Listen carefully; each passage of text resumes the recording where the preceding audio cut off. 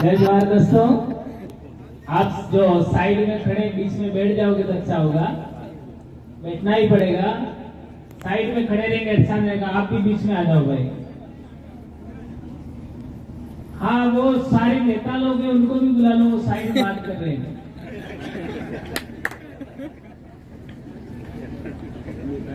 उनको इशारा करो, भाई सब आ जाओ। इतना बड़ा कार्यक्रम रखा है और आप इधर उधर बातें कर रहे, अच्छी बात नहीं है। वो सामने महिलाएं हैं उनको भी बुलाओ, बीच में बैठिए।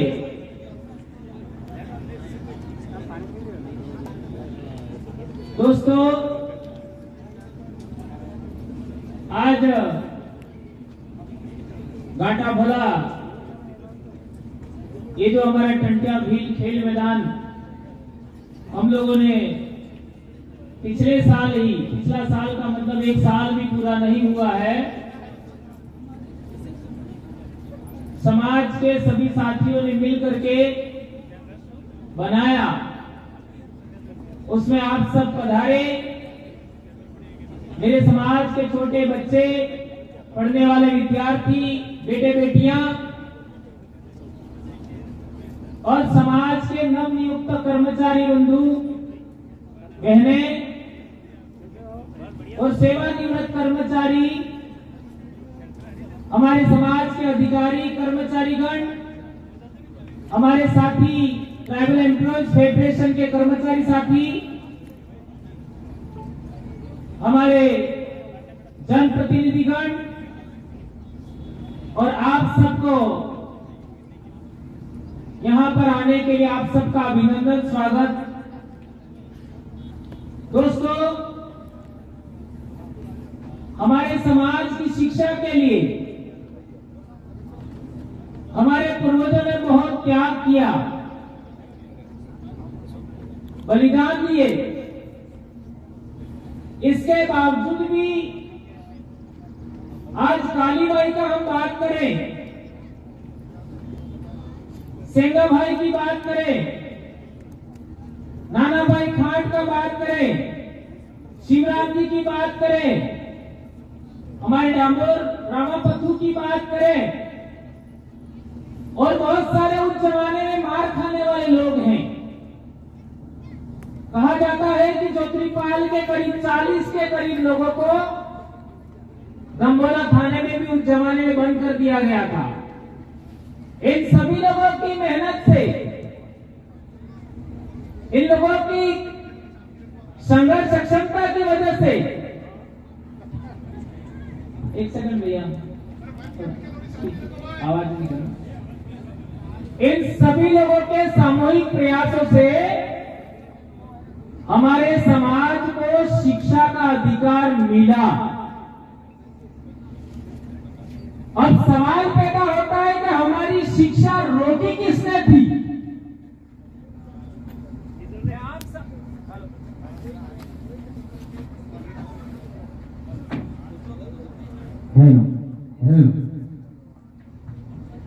अब सवाल पैदा होता है कि हमारे समाज की पढ़ाई रोकी किसने थी? यह है बड़ा सवाल। जो बच्चे वर्तमान में पढ़ रहे हैं, 12वीं में हैं, कॉलेज में हैं, इन्हीं में से एक बच्चा खड़ा होकर के बताए कि हमारे समाज की पढ़ाई किसने रोकी थी। क्योंकि ये बात बहुत अच्छे तरीके से क्लियर होना जरूरी है, किसने रोका था हमारा पढ़ाई। कोई एक बताओ, कोई एक। देखो, यही बात अनक्लियर रह गई तो हमारे सारा इतिहास का ऐसे करते ऐसा हो जाएगा, हम कभी समझ नहीं पाएंगे। चलो, नवनिर्वाचित कर्मचारियों में से बताओ, कोई भी सिंगल, हमारी पढ़ाई किसने रोका था? हाँ, बैठिए। हमारी बहन ने बताया अंग्रेजों ने रोका था, जबकि यह बात गलत है। अंग्रेजों ने पढ़ाई शुरू करवाई। क्या बात कर रहे हो? कितना गपेड़ा बनाया हमको। ये जितने इतिहासकार है वो गपेड़ाकार है। इन लोगों ने झूठी बातें हमको समझाई। अंग्रेजों ने तो 3 विश्वविद्यालय खोले थे और वो भी 1858 के आसपास। तो बताइए कि हमारी पढ़ाई किसने रोकी थी? वापस वही सवाल, नव नियुक्त कर्मचारी बताओ। नहीं तो आप नव नियुक्त नहीं हो, अभी भी मेरी पाठशाला में बैठना पड़ेगा। जी जी जी हाँ, कौन? हाँ बोलिए।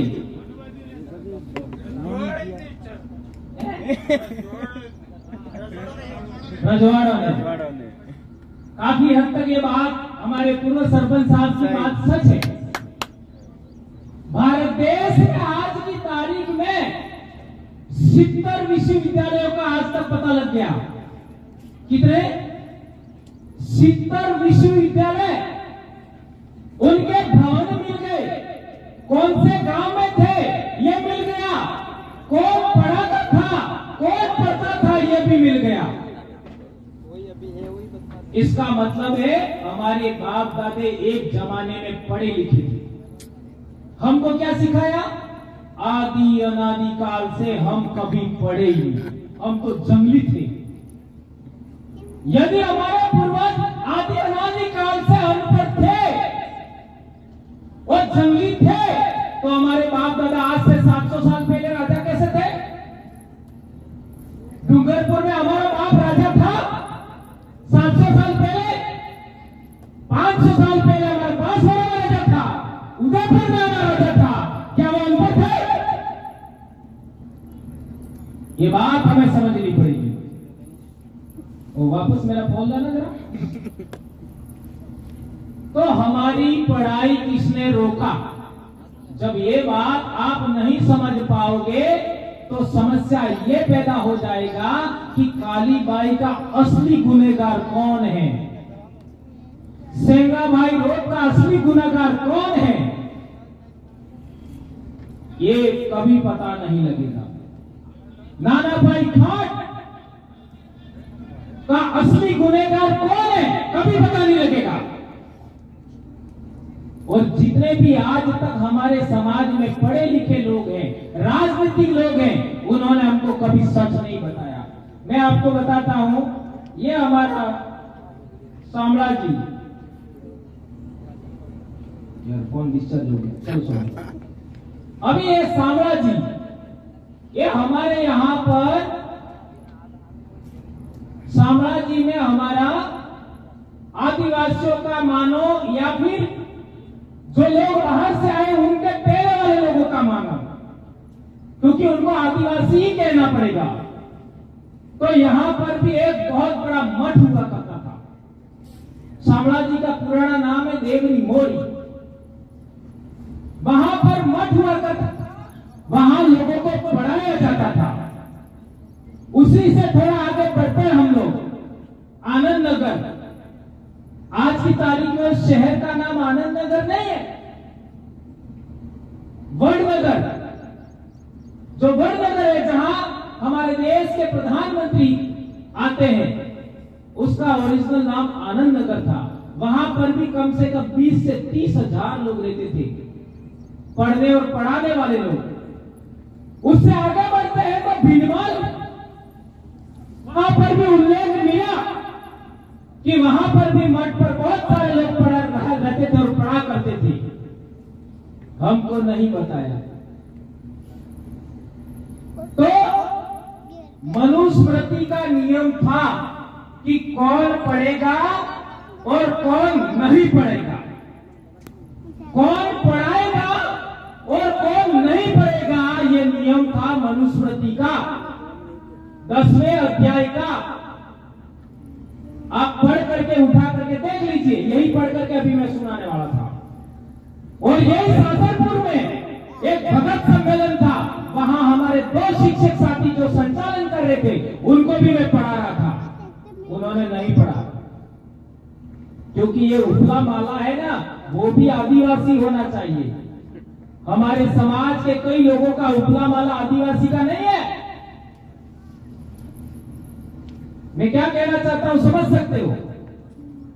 ये क्या लिखा हुआ है, पढ़ के सुनाइए, नहीं सुनाया।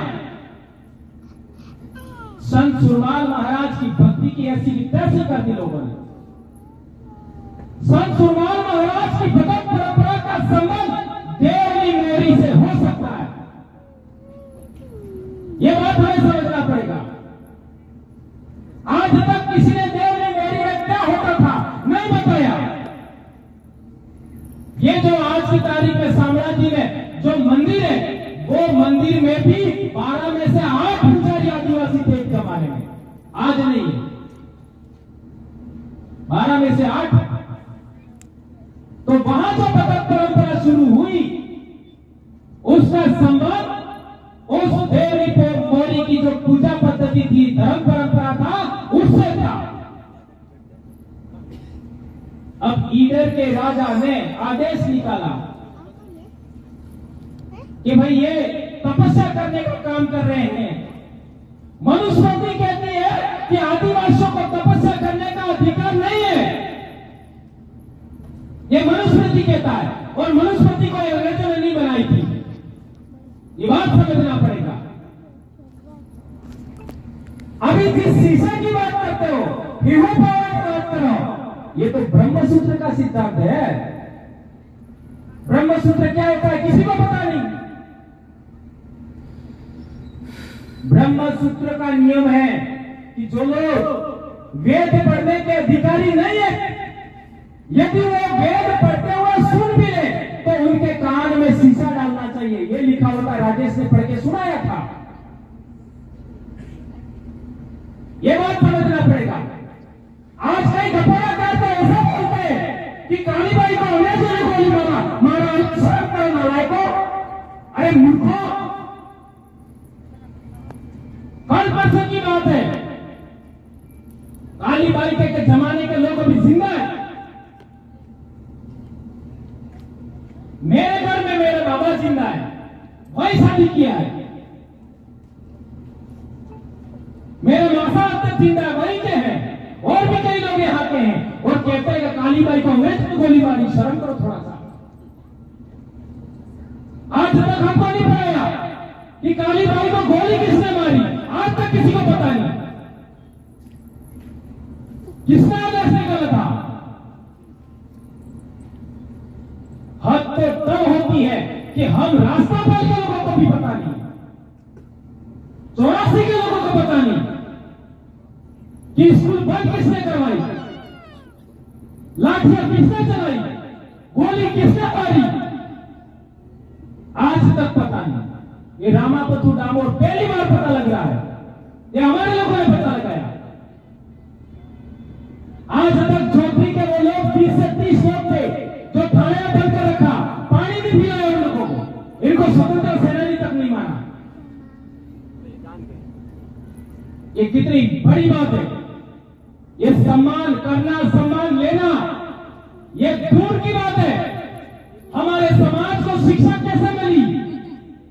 शिक्षा के लिए हमारे समाज के लोगों ने क्या त्याग किया, क्या बलिदान किया, ये जानना होगा सबसे पहले।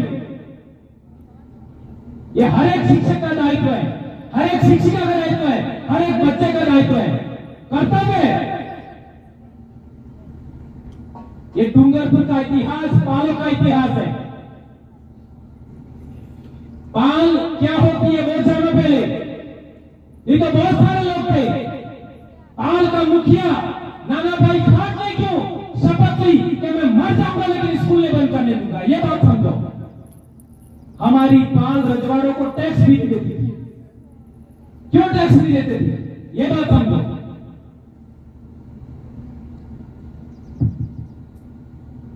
ये बातें हमें बहुत गहराई से समझने की जरूरत है दोस्तों, बच्चे बच्चियों सबको। तो ये शिक्षा का अधिकार हमको ऐसे नहीं मिला। जैसा मैं बता रहा था, बहुत सारे विश्वविद्यालय थे हमारे देश में, लेकिन हमको घपला करने क्या पड़ाया? क्या पढ़ाया हमको? हमारे गुरुकुल हुआ करते थे, एक गुरुकुल का अभी तक कोई अवशेष नहीं मिला, सिंगल एक। अभी कुछ दिन पहले हम सबसे बड़ी यूनिवर्सिटी जिसमें 10,000 विद्यार्थी आवासीय रहकर पढ़ते थे और 2,000 शिक्षक पढ़ाते थे, जिसमें चाइना से भी लोग पढ़ने आते थे, सेंट्रल एशिया से भी आते थे, कोरिया से आते थे, जापान से आते थे, इंडोनेशिया से आते थे, श्रीलंका से लोग पढ़ने के लिए आते थे। नालंदा वहां हम गए थे, वहां क्या व्यवस्था है देखो, एक सिंगल प्याऊ नहीं है। जो लोग बाहर से घूमने आते हैं उनके लिए प्याऊ नहीं है। सरकारें बड़ी बड़ी बातें करती है, वहां ठहरने के लिए कोई ढंग का आपका क्या कहते हैं सराय नहीं है। ये हमारे कई साथी ये भाई क्या नाम है, एक तो भरत भाई और ये साथी आए थे, उनको पूछो, सुरेंद्र जी वगैरह। ये हाल है जहां शिक्षा था, इसलिए शिक्षा का महत्व समझिए। सबसे ज्यादा शिक्षा को लेकर के मैंने आज तक बोला है, उसका परिणाम क्या हुआ? उस जमाने में हमारे लोगों को गोलियां मारी गई। हमारे बच्चे आजकल अभी थोड़े दिनों बाद जैसे अभी स्कूल शुरू हुई है, अभी शुरू हो जाएंगे व्रत त्योहार, तो बच्चे स्कूल जाना छोड़ देंगे और बाहर घूमते रहेंगे। तुमको शिक्षा का अधिकार ऐसे थोड़ी मिला है। यही बात मैंने बोला था और लोगों ने मेरे ऊपर केस ठोक दिया, न जाने क्या क्या कहा, क्या क्या नहीं कहा। आज हालात देख लो, 8वीं क्लास में बच्चों के 2 रास्ते स्टार्ट होते हैं। ध्यान से समझना मेरे बेटे बेटियों, 8वीं क्लास में बच्चों के 2 रास्ते स्टार्ट होते हैं। एक रास्ता शिक्षा की ओर मुड़ता है और एक रास्ता मौज मस्ती की ओर मुड़ता है। ध्यान देना, 8वीं क्लास की बच्चे ही बाल ऊंचा नीचा काटते हैं, अलग स्टाइल में फैशन बनाते हैं, मेहंदी लगाते हैं, नाखून रहते हैं, 8वीं क्लास से शुरू होता है। और जो बच्चे मौज मस्ती की ओर मुड़ गए, उनका भविष्य खत्म। फिर आगे जाकर के वो नरेगा में मिलेंगे, अहमदाबाद काम करने जाएंगे और रोडों पर भटकेंगे।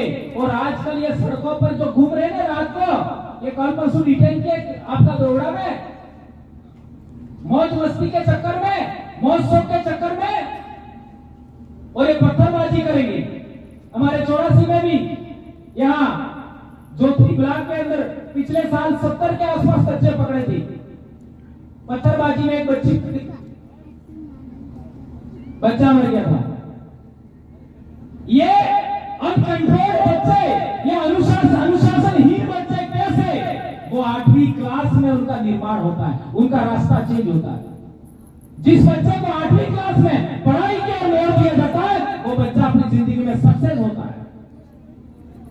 और जो बच्चा 8वीं क्लास में मौज मस्ती की ओर मुड़ जाता है, उसका कोई भविष्य नहीं होता। और एक बात गंभीर, 8वीं क्लास में वो बच्चा मौज मस्ती की ओर मुड़ता है जिसको पाठ पढ़ना नहीं आता। जिस बच्चे को 8वीं क्लास में पाठ पढ़ना नहीं आता, उसका जिम्मेदार माता पिता भी है और शिक्षक भी है, प्राइमरी एजुकेशन वाले शिक्षक। मुझे कहने में कोई हर्ज नहीं है, प्राइमरी एजुकेशन के शिक्षक भी जिम्मेदार है और माता पिता भी जिम्मेदार है। ये बात समझना होगा। और आजकल कई सारे बच्चों के माँ बाप 10 रुपए बच्चों को पकड़ा देते हैं, खाना नहीं देते सुबह, और बच्चा स्कूल जाके क्या खाता है? पाउच कुरकुरे, और वो भी फूल होता है, लेकिन उसके अंदर मसाला तो थोड़ा सा होता है। उसका कितना नुकसान है आप समझिए। ये मैं बोलूंगा लंबा हो जाएगा, बहुत नुकसान। तो मेरे कहने का मतलब यह है, एजुकेशन को लेकर के हमारे पूर्वजों ने कितना त्याग किया, कितना बलिदान किया, उसकी इज्जत करिए। और मैं एक बहुत बड़ी बात कहना चाहता हूं एजुकेशन के लिए। मेरा सारा आज की तारीख में और पिछले 2 साल से फोकस एजुकेशन पर यह जाता। एक तो बच्चे स्कूल से बाहर रहते हैं, और दूसरा हमारे बच्चे हैं स्कूल के टाइम में इधर उधर भाग जाते हैं, ये आपने देखा होगा। और इसके लिए कौन जिम्मेदार है ये आप सब जानते हो।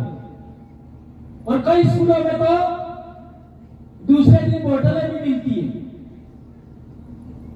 बरंडे के अंदर, ग्राउंड में, ऐसा भी होता है। और मौज शौक के चक्कर में बहुत कुछ गड़बड़ हो रहा है, उसका ख्याल रखिए। और एक गंभीर बात जो मैं आपके बीच में कहना ही चाहता हूं और कहना जरूरी भी है, वो ये है कि जो पढ़े लिखे लोग हैं और सेवानिवृत्त कर्मचारी हैं, उनकी जिम्मेदारी है, हम लोगों ने पहले से कह रखा है, उनकी जिम्मेदारी है कि अपने गांव की सीनियर स्कूल की विजिट करें। और विजिट करने के बाद वहां जाकर के क्या पढ़ा रहे हो, क्या नहीं पढ़ा रहे हो, उस पर बात करने के बजाय आपको क्या समस्या आ रही है उस पर बात करो। शिक्षकों को संभाल लीजिए।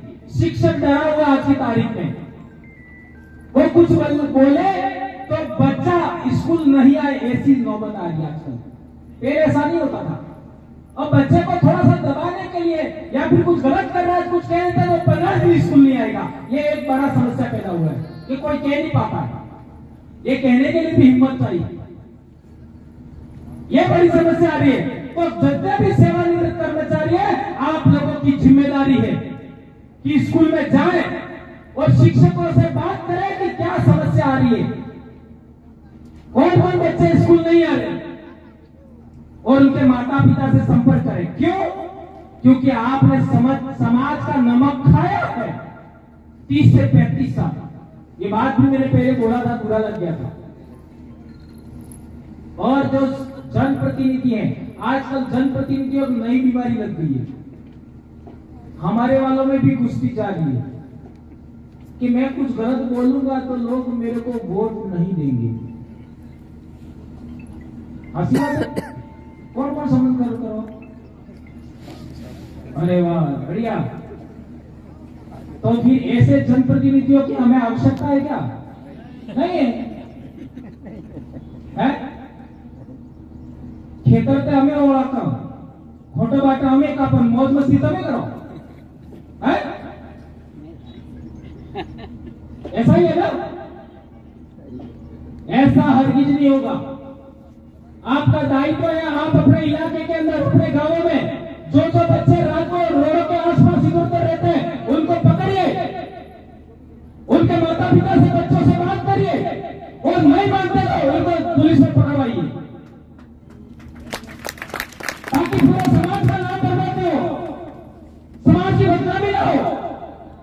हमने बहुत मेहनत किया, त्याग किया, तपस्या किया, तब तक ये समाज इकट्ठा हुआ है, और दूसरे लोगों को कहने का अवसर न मिले। आज तक जितने भी ये बाइक राइडर है, ये जितने भी बच्चे आपका बर्थडे पार्टी में दारू पार्टी करते हैं और जो पत्थरबाजी करते हैं, उनमें एक भी बच्चा आदिवासी परिवार से जुड़ा हुआ नहीं मिला। या तो दूसरी पार्टी के लोग हैं, वो कराते हैं, या फिर बच्चों को दारू पिला करके कई लोग व्यवस्था भी करना चाहते हैं समाज की। इसके लिए जनप्रतिनिधि और सेवानिवृत्त कर्मचारी की ड्यूटी है, सामाजिक कार्यकर्ताओं की ड्यूटी है कि गांवों में ग्राम एकीकरण समिति बन रही है, उसमें सहयोग करें। ग्राम एकीकरण समिति के माध्यम से आने वाले समय में गांव में कौन बच्चा स्कूल से बाहर रहता, स्कूल टाइम से, उसको डिटेन किया जाएगा, पकड़ा जाएगा, उसके मां बाप को भी पूछा जाएगा, और नहीं मानेंगे तो उनके लिए प्रबंध कानून के तहत किया जाएगा। यह हम लोग करने वाले हैं। अभी हर एक गांव में कमेटी बन रही है, एक एक गांव में 40, 50, 100 लोगों की कमेटी बन रही है। समाज को सुधारने के लिए गलत भी करना पड़े, बुरा भी बोलना पड़े, और ठुकम ठुका करना पड़े तो भी करना पड़ेगा, तब जाकर के लोग सुधरेंगे। ये जोधपुरी में हमारे उदयलाल जी रोज साहब थे, वो कहा करते थे कि वते एक काम रह जो है, एक हाथ तो जोड़ो बनाओ सामड़ा में, एक हाथ तो जोड़ो, तो एक हाथ तो जोड़ो तो पहला का काम आवे नहीं, समझ में आई कि नहीं? तब जाकर के कई लोग तो ठीक होंगे। इसलिए मेरे कहने का मतलब यह है, समाज को परिवर्तन करने के लिए, परिवर्तन का मतलब एजुकेशन की ओर बढ़ना, लोकतंत्र की ओर बढ़ना, कानून संवैधानिक अधिकारों की ओर बढ़ना, ये काम करने के लिए कुछ एक लोगों को ये कभी अधिकार नहीं दिया जा सकता कि समाज को नुकसान किया जाए। समाज ये जुड़ रहा है, उसमें व्यवधान पैदा किया जाए। ये बात हमें ध्यान रखनी होगी। और चिट्ठी भी आ गई थी, क्योंकि टाइम का बहुत सारा हमारे बीच में अभाव है, तो आप लोगों ने मेरी बात को सुना। और एक महत्वपूर्ण बात, हमारे शिवराम जी का भी आज मूर्ति का अनावरण हो गया, आपका नानाबाई खाट का भी हो गया, सेंगाबाई का, कालीबाई का भी हो गया, और हमारे संत गोविंद गुरु महाराज, संत सुरमाल महाराज, और हमारे सुराता में देखे मकुरिया महाराज, उनका भी बहुत बड़ा समाज में योगदान है। इस तरीके से और भी बहुत सारे संत हो सकते हैं, उनका भी मूर्तियां हमें लगवाना ही है। और टंट्या भील और राणा पूजा भील, इतनी मूर्तियां तो यहाँ गेंजी में लगनी ही चाहिए। रामापथु की भी लगनी चाहिए, लगनी चाहिए नहीं लगनी चाहिए। तो 3 तो हमारे संत हो गए, और आपका रामापथु हो गए, हमारे टंट्या भील हो गए, और हमारा राणा पूजा भील हो गए। इतने तो लगने ही चाहिए। तो हमें इसके लिए भी प्रयास करते रहना चाहिए, और आने वाले साल कम से कम एक मूर्ति तो हम जरूर लगा दें। ठीक है? तो यह हमारा जो ग्राउंड है, उसका नाम भी हम लोगों ने पिछले साल घोषित किया था कि ये टंट्या भील खेल मैदान के नाम से जाना जाएगा। और एक महत्वपूर्ण बात, अभी लेटेस्ट एक कार्यक्रम आ रहा है 15 तारीख को। क्या कार्यक्रम है? ज्ञापन देना, उसमें सबको जाना है 15 तारीख को। और 17 तारीख को क्या है? मानगढ़ रैली, उसमें बिल्कुल अनुशासित, ये इधर उधर करने वाले बाइक राइडर ने, ऐसे जो दारूडिया ऐसे लोगों को लाना नहीं है। और कई हमारे मीटिंगों में भी दारू पी के आ जाते हैं। अब की बार मुझे मिल गया ना कोई, तो इसका इलाज मैं कर दूंगा। पिछले साल मैंने कंबोडिया गोविंद गुरु के समाधि पर किया था, ऐसा कर दूंगा आपकी बार में। ठोकूंगा इसे, छोड़ूंगा नहीं। कोई पी करके मीटिंग में आ गया, ये बात ध्यान देनी है। और इसके बाद 17 तारीख का हो गया ना, और 21 को हमारे राष्ट्रीय काउंसिल की मीटिंग भी है। इन बातों को याद रखना। और भाई हमारे उमेश जी ने बताया कि वृक्षारोपण, आ रोड है अपना सिमलवाड़ा तक ठेठ चिकली तक डूंगरपुर से, और ये सागवाड़ा वाला रोड, आजपुर वाला रोड, जितने भी रोड हैं, उन रोडों के किनारे हमें पेड़ पौधे लगाने। और कहां लगाने? जहां किसी की दुकान हो, जहां किसी का घर हो, वहीं पर पेड़ लगाना है, ताकि उसकी सुरक्षा हो सके, उसको पानी पिला सके। एक दूसरा बात है, बेड़ेश्वर में कौन सा तारीख? 4 तारीख को आपने है तो मरवा बात है बिड़ीसन दारू से है, वहां लोग अपने आवे ने सारे बेही अणा बदले एक रूपो से। अभी सुन रहे हो इनमें से कौन कौन बेड़ेश्वर 4 तारीख को आओगे बताओ?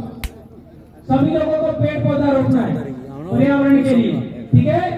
तो मैंने बहुत सारी बातें बोल दी, टाइम भी बहुत ज्यादा हो गया। आप लोगों ने मेरी बात को सुना, जो भी बात गलत लगे यही छोड़ के जाना, लेकिन जो कड़वी बातें हैं समाज के लिए जरूरी है, उनका पालन आप करेंगे, ऐसी आशा अपेक्षा के साथ। जय आदिवासी, जय जोहार, जय भील प्रदेश।